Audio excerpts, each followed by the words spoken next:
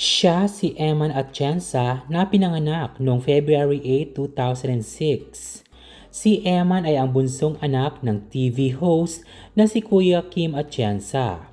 Granddaughter naman siya ng former Manila Mayor Lito Atienza at pamangkin ni Manila Vice Mayor Hani Atienza. Si Eman ay nakakuha ng popularidad sa online bilang sparkle GMA artist at mental health advocate. Sa kanyang social media, siya ay palagi nagsasalita patungkol sa kanyang struggle at para makapag-raise din ng awareness sa mga kabataan na kanyang mga followers. Ang kanyang TikTok videos ay nagdi-discuss patungkol sa pamilya, kindness at confidence kung saan siya ay nakakuha ng thousands of followers. Sa kanyang school, siya ay nakapag-aral sa Los Angeles, California sa USA.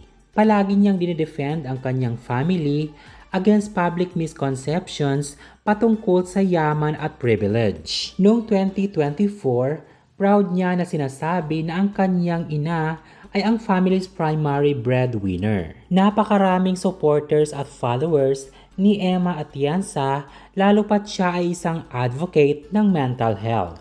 Hindi biro ang mental health issues lalo na sa mga kabataan ngayon. Sa napakamurang edad ni Emmanuel, napakahusay niya na speaker at tagapayo ng mga kabataan kung paano labanan ang stress at mental health problems. Pero lingid sa kaalaman ng lahat ng kanyang mga fans, followers, subscribers, viewers, meron pala siyang tinatagong sekreto sa kanyang sarili. Hindi alam ng lahat na napakatindi pala ng kanyang pinagdadaanan. Maaaring ang kanyang mga problema ay hindi niya kinikwento sa iba at talaga namang naiipon ang mga ito, kaya naman hindi na niya kinayanan. Ngayong October 24, 2025, ikinagulat ng lahat ang biglaang pagpanaw ni Emmanuel Atienza. Hindi nga makapaniwala ang kanyang mga fans at mga netizens kung bakit gano'n na lang kabigla ang kanyang pagpanaw dahil noong isang araw ay siya naman ay nag-live or nag-post pa sa kanyang social media. Ang Filipino entertainment industry at social media world ay nagmourn sa pagkawala ni Emmanuel Eman Atienza, ang 9-year-old daughter ng TV host na si Kim Atienza at entrepreneur na si Felicia Hong Atienza. Si Eman ay pumanaw noong October 22, 2025 sa Los Angeles residence, ayon sa pamilya at sa Los Angeles County records. Ang local authorities ng Los Angeles ang nag-confirm na si Emma Atienza ay namatay sa ligature hanging. Ni-describe ng kanyang pamilya ang kanyang pagkawala bilang unexpected and heartbreaking. Ayon sa statement ng mga magulang ni Eman na sina Kim and Felicia, Eman had a way of making people feel seen and heard, and she wasn't afraid to share her own journey with mental health.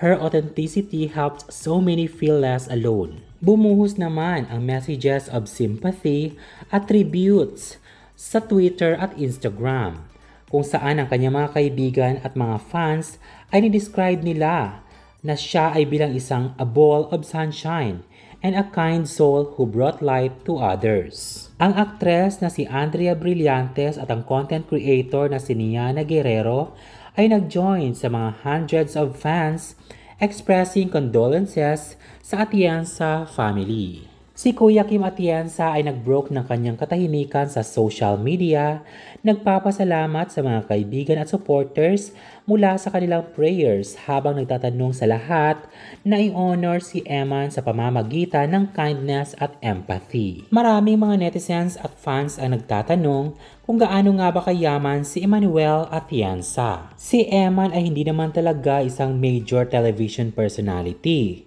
Siya ay naging parte ng GMA Sparkle Management at kumita sa kanyang social media collaborations, fashion content at digital promotions. As of 2025, ang kanyang estimated net worth ay umabot sa $85,000 o tumataginting na 5 million pesos. Karamihan dito ay nanggaling mismo sa kanyang brand sponsorships, TikTok partnerships at modeling work.